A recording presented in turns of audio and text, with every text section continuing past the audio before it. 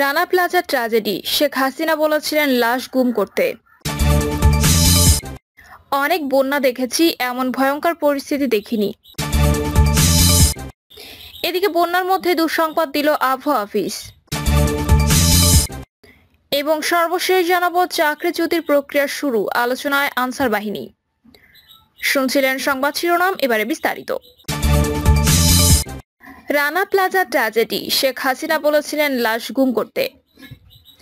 11 বছর আগের ভয়ঙ্কর একদিন 24 এপ্রিল। বাংলাদেশ তো বটেই, পুরো বিশ্বকে নাড়া দিয়েছিল সাভারের রানা প্লাজা ধসের ঘটনা। ওই ঘটনায় আহত নিহতের পরিবার তো আছেই, এখনো অসংখ্য লোকের চোখে লেগে আছে বাঁচার জন্য চাপা পড়া মানুষের নিদারুণ আর্তনাদ।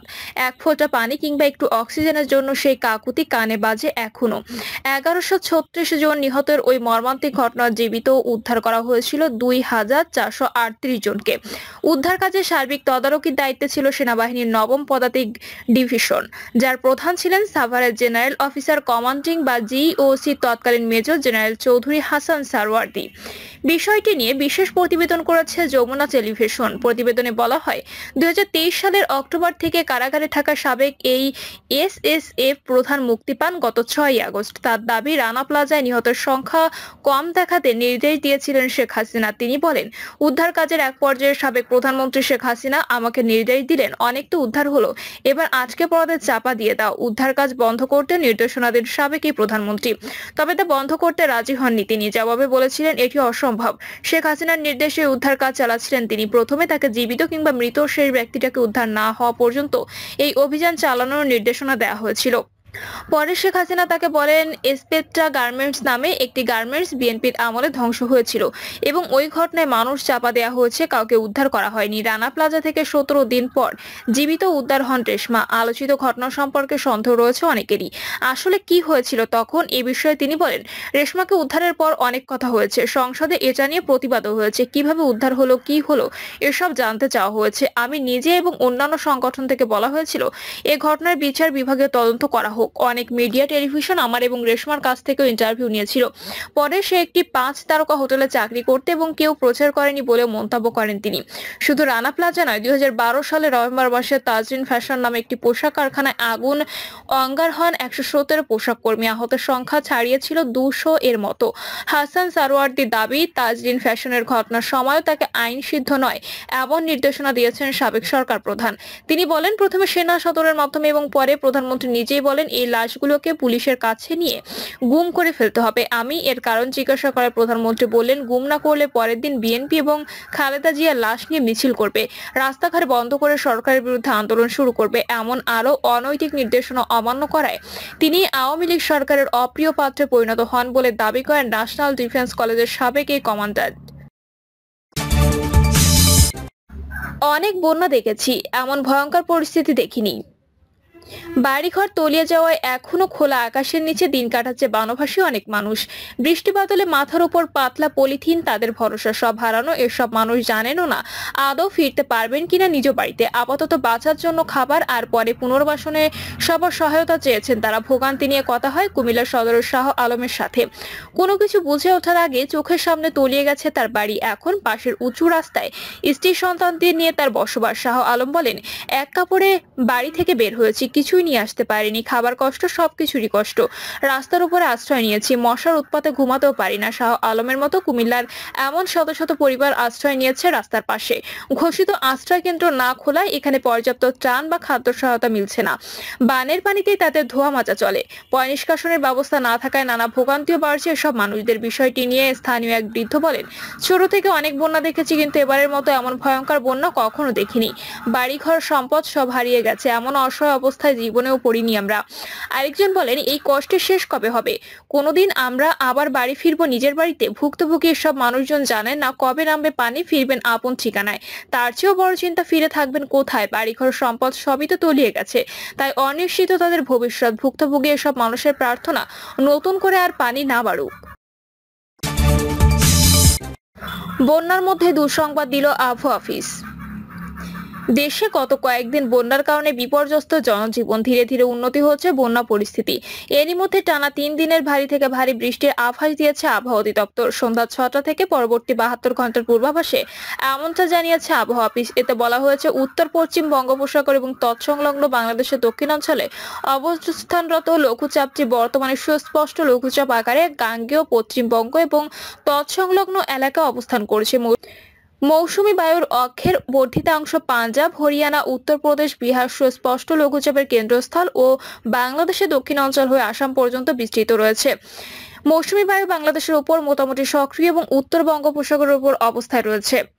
আবহাওয়া অফিস আরো জানিয়েছে, 26শে আগস্ট সন্ধ্যা 6টা থেকে পরবর্তী 24 ঘন্টা ঢাকা, রাজশাহী, খুলনা, বরিশাল ও চট্টগ্রাম বিভাগের অনেক জায়গায় এবং রংপুর, ময়মনসিংহ ও সিলেট বিভাগের কিছু কিছু জায়গায় অস্থায়ীভাবে দমকা অথবা ঝোড়ো হাওয়া সহ হালকা থেকে মাঝারি ধরনের বৃষ্টি অথবা বজ্র সহ বৃষ্টি হতে পারে। সেই সঙ্গে দেশের কোথাও কোথাও মাঝারি ধরনের ভারী থেকে ভারী বর্ষণ হতে পারে।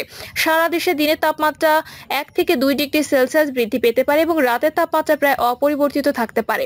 আবহাওয়ার পূর্বাভাসে বলা হয়েছে, রোববার সন্ধ্যা 6টা থেকে পরবর্তী 24 ঘন্টায় খুলনা, বরিশাল, চট্টগ্রাম ও সিলেট বিভাগের অনেক জায়গায় এবং রাজশাহী, রংপুর, ঢাকা ও ময়মনসিংহ বিভাগের কিছু কিছু জায়গায় স্থায়ীভাবে দমকা হাওয়া সহ হালকা থেকে মাঝারি ধরনের বৃষ্টি অথবা বজ্র সহ বৃষ্টি হতে পারে।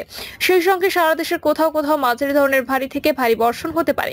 সারা দেশে দিন এবং রাতের তাপমাত্রা সামান্য বৃদ্ধি পেতে পারে। আবহাওয়ার পূর্বাভাসে বলা হয়েছে, এদিন সন্ধ্যা 6টা থেকে পরবর্তী 24 ঘন্টা রংপুর, ময়মনসিংহ, চট্টগ্রাম ও সিলেট বিভাগের অনেক জায়গায় এবং রাজশাহী, ঢাকা, খুলনা, বরিশাল বিভাগের কিছু কিছু জায়গায় অস্থায়ীভাবে দমকা হাওয়া সহ হালকা থেকে মাঝারি ধরনের বৃষ্টি অথবা বজ্র সহ বৃষ্টি হতে পারে। সেই সঙ্গে সারা দেশের কোথাও কোথাও মাঝারি ধরনের ভারী থেকে ভারী বর্ষণ হতে পারে। সারা দেশে দিন এবং রাতের তাপমাত্রা প্রায় অপরিবর্তিত থাকতে পারে। বর্ধিত 5 দিনে বৃষ্টিপাতের প্রবণতা অব্যাহত থাকতে পারে বলেও জানিয়েছে আবহাওয়া অফিস। চাকরিচ্যুতির প্রক্রিয়া শুরু, আলোচনায় আনসার বাহিনী।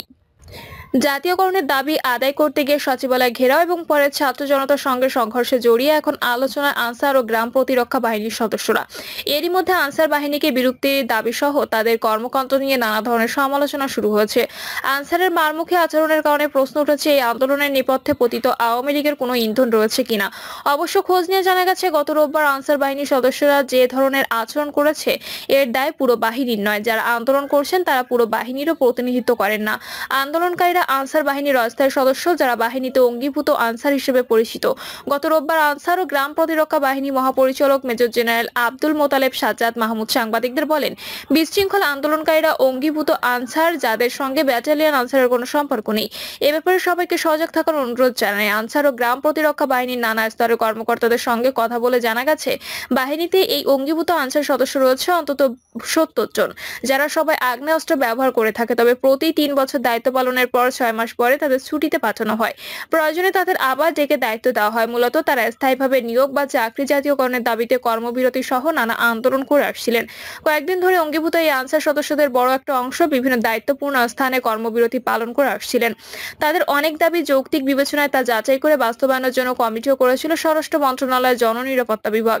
এরপর তাদের কর্মে যোগ দিতেও নির্দেশনা দেওয়া হয়। কিন্তু গত রোববার কয়েক হাজার অঙ্গীভূত সদস্য প্রশাসনের প্রাণকেন্দ্র সচিবালয়ের প্রতিটি ফটক অবরোধ করে বিক্ষোভ শুরু করেন। দিনভর তাদের এই বিক্ষোভের কারণে কার্যত অচল হয়ে পড়ে সচিবালয়ের স্বাভাবিক কার্যক্রম। অফিস সময় শেষ হলেও ভেতরে আটকা পড়েন উপদেষ্টা সহ সরকারি কর্মকর্তা কর্মচারীরা। তাদের দাবি আদায়ে আশ্বাস দেওয়া হলেও তারা অবরোধ না তুলে বরং মারমুখী হয়ে ওঠেন। এরপর রাত 8:30টার দিকে ছাত্র জনতা অবরোধকারী আনসার সদস্যদের সরিয়ে দিতে গেলে হামলা চালান আনসার সদস্যরা। এতে অর্ধশতাধিক ছাত্র আহত হন। আনসার বাহিনীর কর্মকর্তাদের সঙ্গে কথা বলে জানা গেছে, রোববার আন্দোলনকারী আনসার সদস্যদের নিরস্ত্রীকরণ করার কার্যক্রম শুরু হয়েছে। সচিবালয়ে নাশকতার অভিযোগে অনেকে গ্রেপ্তার করা হয়েছে, একাধিক মামলাও হয়েছে। ধীরে ধীরে সবাইকে নিরস্ত্রীকরণ করা হবে। আনসার বাহিনীর দায়িত্বশীল এক কর্মকর্তা বলেন, অঙ্গীভূত আনসার সদস্যদের মধ্যে রোববার পর্যন্ত 55,000 সদস্য দায়িত্ব পালন করছিলেন, 15,000 সদস্য বিশ্রামে ছিলেন। এখন যারা গ্রেপ্তার হচ্ছেন বা যারা আন্দোলনের নামে নাশকতা করেছে তাদের বাহিনী থেকে চাকরিচ্যুত করার প্রক্রিয়া শুরু হয়েছে। তাদের স্থলে বিশ্রামে থাকা সদস্যদের দায়িত্ব দেওয়ার বিষয়ে আলোচনা চলছে। অঙ্গীভূত আনসারের কাজ কি? খোঁজ নিয়ে জানা গেছে, অঙ্গীভূত আনসার সদস্যরা মূলত বিভিন্ন সরকারি বেসরকারি প্রতিষ্ঠানে বৈধ ভাড়াটে কর্মী হিসেবে নিরাপত্তার দায়িত্ব পালন করে থাকেন। অর্থাৎ কোনো প্রতিষ্ঠানের নিরাপত্তার দায়িত্ব আনসার সদস্য প্রয়োজন হলে বাহিনীতে আবেদন করলে তাদের সেই দায়িত্ব পাঠানো হয়। সেক্ষেত্রে বাহিনীর অনুকূলে চুক্তি অনুযায়ী এই দায়িত্ব পালনের জন্য সংশ্লিষ্ট প্রতিষ্ঠান অর্থ পরিশোধ করে থাকে। তবে বাহিনী থেকে বেতন হয় এই সদস্যদের। অঙ্গীভূত আনসার সদস্যদের সঙ্গে কথা বলে জানা গেছে তারা মোট 16,500 টাকা বেতনে চাকরি করেন। এছাড়া তাদের প্রতি মাসে রেশন হিসেবে 28 কেজি চাল, 28 কেজি গম, 2 কেজি ডাল, 2 কেজি চিনি ও 2 লিটার ভোজ্য তেল দেওয়া হয়। এই রেশন তুলতে তাদের কাছ থেকে 598 টাকা জমা রাখা হয়। তবে 6 মাসের বিশ্রামে গেলে তাদের কোনো বেতন বা রেশন দেওয়া হয় না। অঙ্গীভূত আনসারে যোগ দিতে বাহিনী থেকে নিয়োগ বিজ্ঞপ্তি প্রকাশ করা হয়। ন্যূনতম এসএসসি পাস প্রার্থী চাওয়া হলেও মাস্টার্স পাস প্রার্থীরাও আবেদন করে থাকেন। আনসার বাহিনী সূত্র জানায় এই অঙ্গীভূত আনসার সদস্যরা সারা দেশে 5,701টি সংস্থায় দায়িত্ব পালন করছিলেন। এর মধ্যে বিমানবন্দর, রেল স্টেশন, শিল্প কারখানা, বিনিয়োগ প্রতিষ্ঠান, মেডিকেল কলেজ ও হাসপাতাল, ব্যাংক, গ্যাস ও বিদ্যুৎ কেন্দ্র, শপিং মল, গার্মেন্টস শিল্প, লঞ্চ ও সমুদ্র বন্দর, ট্রাফিক ও ইপিজেড রয়েছে। এছাড়া গুরুত্বপূর্ণ সরকারি ও বেসরকারি স্থাপনাতেও দায়িত্ব পালন করেছেন এই আনসার সদস্যরা। ব্যাটালিয়ন আনসার কারা? মূলত আনসার ও গ্রাম প্রতিরক্ষা বাহিনীতে ব্যাটালিয়ন আনসার সদস্যরা স্থায়ী সদস্য। সরকারি বিধি অনুযায়ী তাদের নিয়োগ ও বেতন ভাতা হয়। বাহিনীতে বর্তমানে কয়েকটি ব্যাটালিয়ন, নারী পুরুষ মিলে 15,000-এর বেশি সদস্য রয়েছে। আনসার বাহিনীর কর্মকর্তারা বলছেন এই ব্যাটালিয়ন আনসার সদস্যরা জাতীয় সংসদ ভবনের প্রবেশ gate, Dhaka first elevated expressway, প্রত্নতাত্ত্বিক জাদুঘর, রামপুরা টিভি ভবন, রাষ্ট্রীয় তোষাখানা, হযরত শাহজালাল আন্তর্জাতিক বিমানবন্দর, কক্সবাজার ও ভাষণচরে, শরণার্থী ক্যাম্প, রামু বৌদ্ধ মন্দির, মেট্রো রেল প্রকল্প, পদ্মা বহুমুখী সেতু প্রকল্প এলাকা, কর্ণফুলী নদীর তলদেশে টানেল, মাতারবাড়ি তাপবিদ্যুৎ কেন্দ্র, রূপপুর পারমাণবিক বিদ্যুৎ কেন্দ্র, রামপাল বিদ্যুৎ কেন্দ্র সহ ঢাকা এবং ঢাকার বাইরে বিভিন্ন গুরুত্বপূর্ণ স্থাপনায় দায়িত্ব পালন করে আসছেন। আনসার গার্ড ব্যাটালিয়ন বা এজিবি। আনসার বাহিনীর কর্মকর্তারা বলছেন এজিবি মূলত আনসার বাহিনীর একটি গুরুত্বপূর্ণ বিশেষায়িত ইউনিট হিসেবে দায়িত্ব পালন করছে। এই ইউনিটের সদস্যরা গুরুত্বপূর্ণ ব্যক্তি ও স্থাপনার নিরাপত্তার দায়িত্ব পালন করে থাকেন। বাহিনী সূত্র জানায় বর্তমানে এজিবি সদস্যরা ঢাকায় ফিলিস্তিন দূতাবাস, মার্কিন দূতাবাস, রাষ্ট্রীয় অতিথি ভবন, আইসিডিডিআরবিতে বিদেশি ব্যক্তিদের নিরাপত্তা দেওয়া ছাড়াও স্বরাষ্ট্র মন্ত্রণালয় এবং বাহিনীর মহাপরিচালকের নির্দেশে আনসার গার্ড ব্যাটালিয়নের সদস্যরা বিভিন্ন আভিযানিক ও দুর্যোগ মোকাবেলার দায়িত্ব পালন করে আসছেন। প্রিয় দর্শক, এই ছিল এখনকার সর্বশেষ সংবাদ। আপডেট সব সংবাদ পেতে চ্যানেলটি সাবস্ক্রাইব করে বেল আইকনটি ক্লিক করে রাখুন।